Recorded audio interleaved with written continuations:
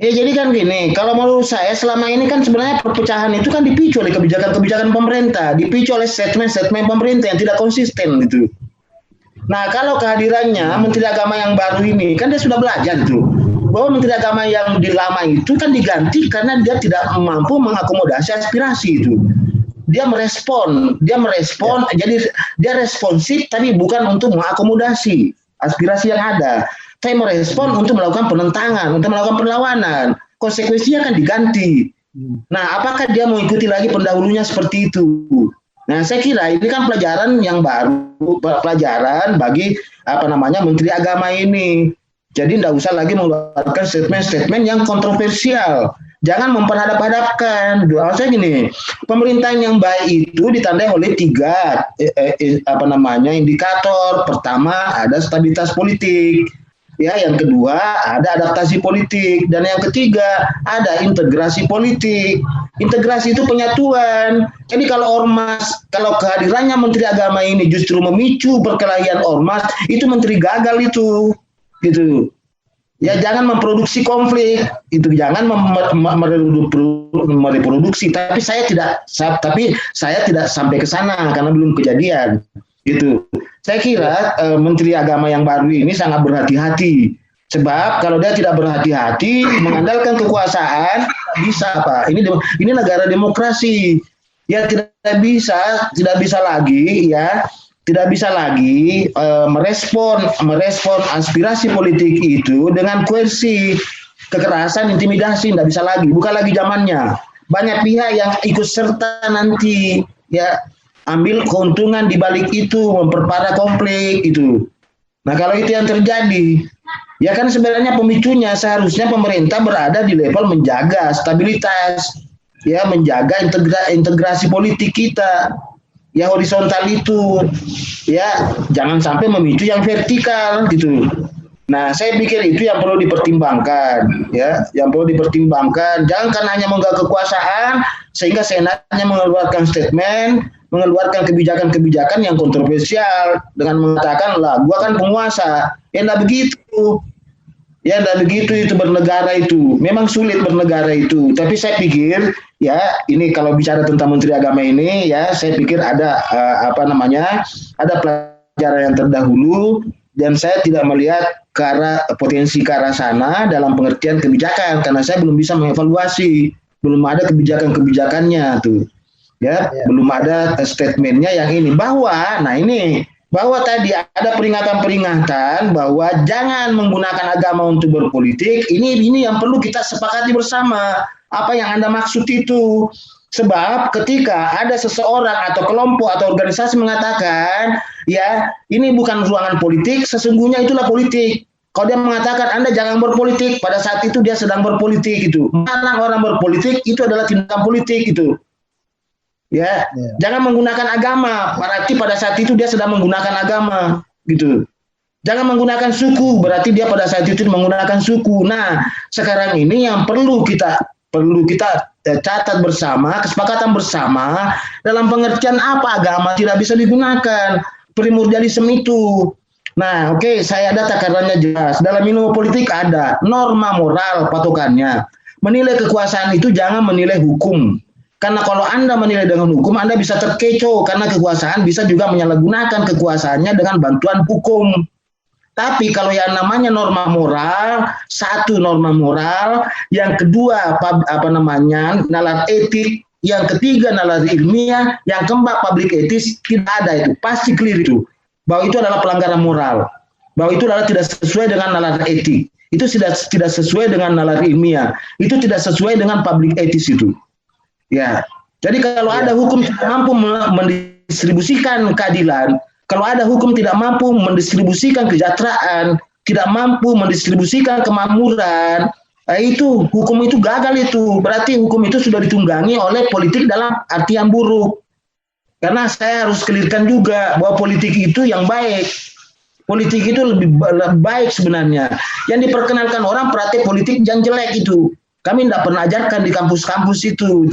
bahwa pengertian politik itu adalah bohong awalnya, munafik tengahnya, tega-tegaan akhirnya. Itu kan definisi-definisi politik yang dipungut dari selokan, diperkenalkan oleh para politisi hanya untuk menjelaskan bahwa ada ketidakpuasan, bahwa politik itu adalah organisasian kebencian, ya, bahwa persatuan yang paling kuat adalah persatuan yang diikat oleh ketidakpuasan politik. Benar itu, tapi itu hanya penjelasan saja ilmiah terhadap fenomena yang ada.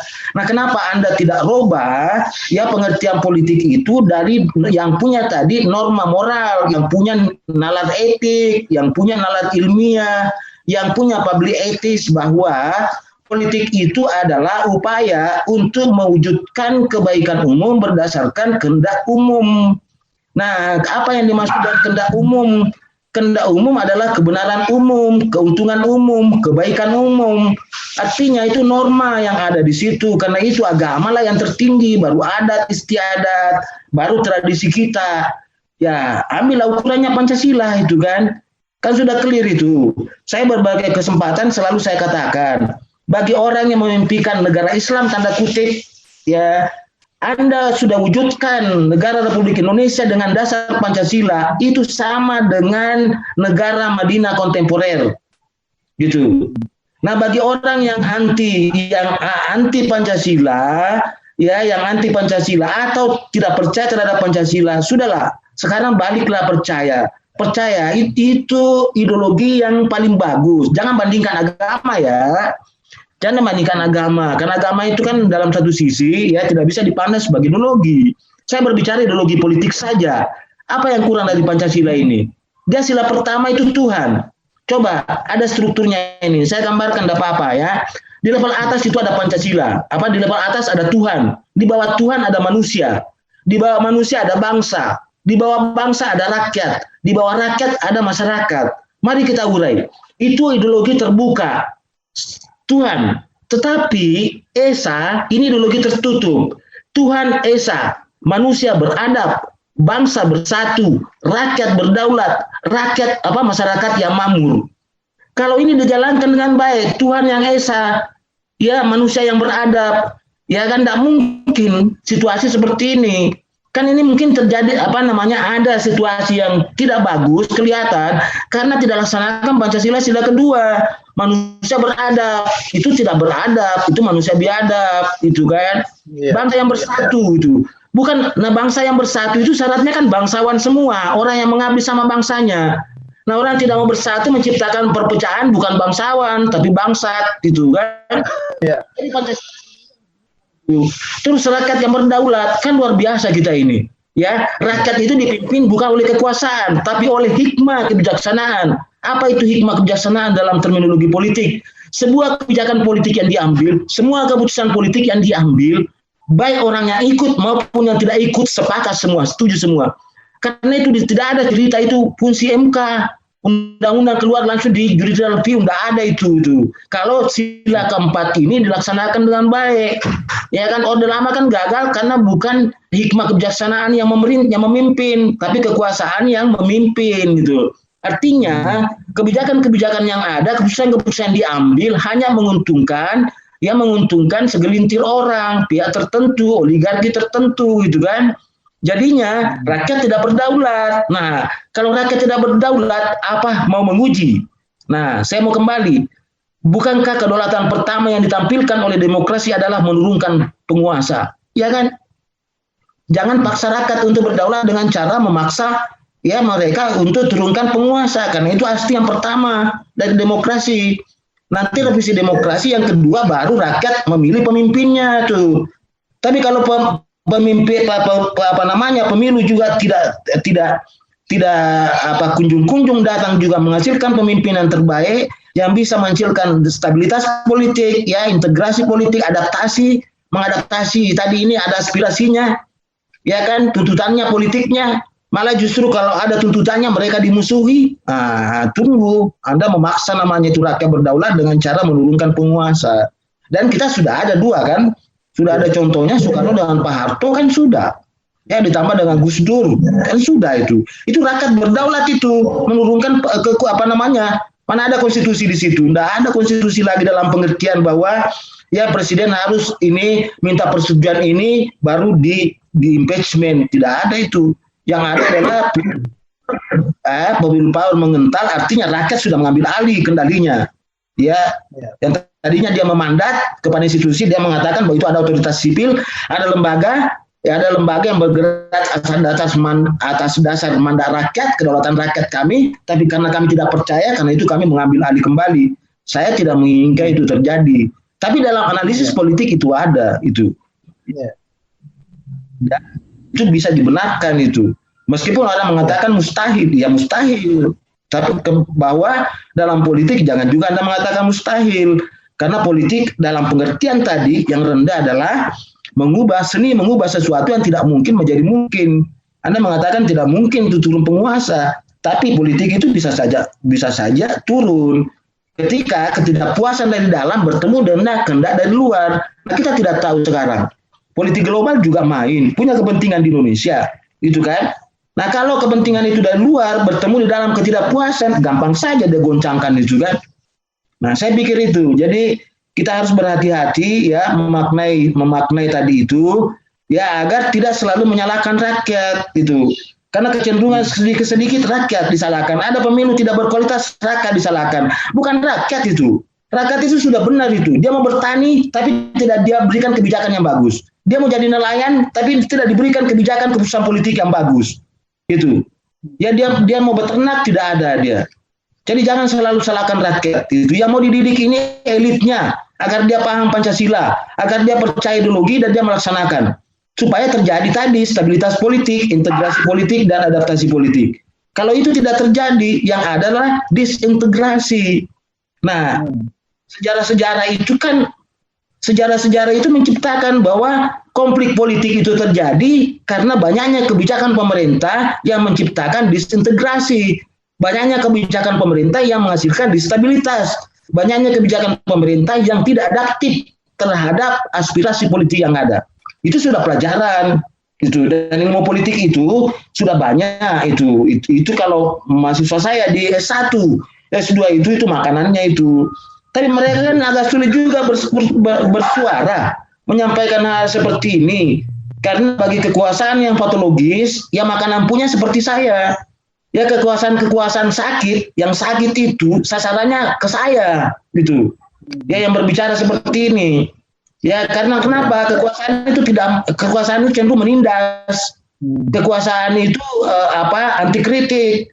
Kekuasaan itu status quo. Kekuasaan itu anti perubahan. Dan yang terakhir kekuasaan itu korup, gitu. Nah kan untuk mengubah itu menjadi kekuasaan sehat ya power to do. Nah ini perlu ada kontrol, perlu ada pengawasan, perlu ada kendalian. Nah celakanya ya para elit itu sepakat mengkampanyekan sebelum terpilih kontrollah saya, nasihati saya mau mendengarkan aspirasi rakyat. Giliran berkuasa rakyat yang disalahkan, rakyat yang dia lawan. Dia memproduksi kepercayaan, dia kasih berkelahi, dia kasih hadap-hadapkan. Semua perbedaan dipertentangkan. Yang tidak adalah selamat itu kalau begitu kan. Padahal Tuhan menciptakan perbedaan itu supaya ada integrasi itu. Bukan perbedaan itu menghasilkan integrasi. Sekarang Anda mau menyalahkan agama. Banyak sekali agama. Lah bukankah agama itu kan membawa norma yang baik. Jadi kalau ada orang yang berpolitik berdasarkan preferensi politiknya agama, itu bagus itu. Karena tidak ada agama yang mengajarkan keburukan itu. Jadi baik itu kan, tidak ada agama yang menganjurkan kerugian, semuanya keuntungan, semua kebaikan, sebuah kebenaran itu. Jadi elit yang menentang agama ya sebagai dasar untuk pijakan norma moral itu bisa dipertanyakan moralitasnya itu. Ya artinya, itu tidak ada proses yang baik dalam melihat dia apakah dia berintegrasi atau tidak, punya integritas atau tidak itu. Ya, saya pikir kenapa? Karena dia bisa menghasilkan perpecahan. Bahwa sebagai pemerintah juga seharusnya menciptakan stabilitas, ya, menghasilkan integrasi politik. Dia adaptif itu kan. Ya ngapain lagi? Kalau jadi pejabat ngapain lagi tunggu partai politik, ngapain lagi tunggu media massa, ngapain lagi tunggu LSM. Ya kan bisa dengan sensitivitasnya kan bisa.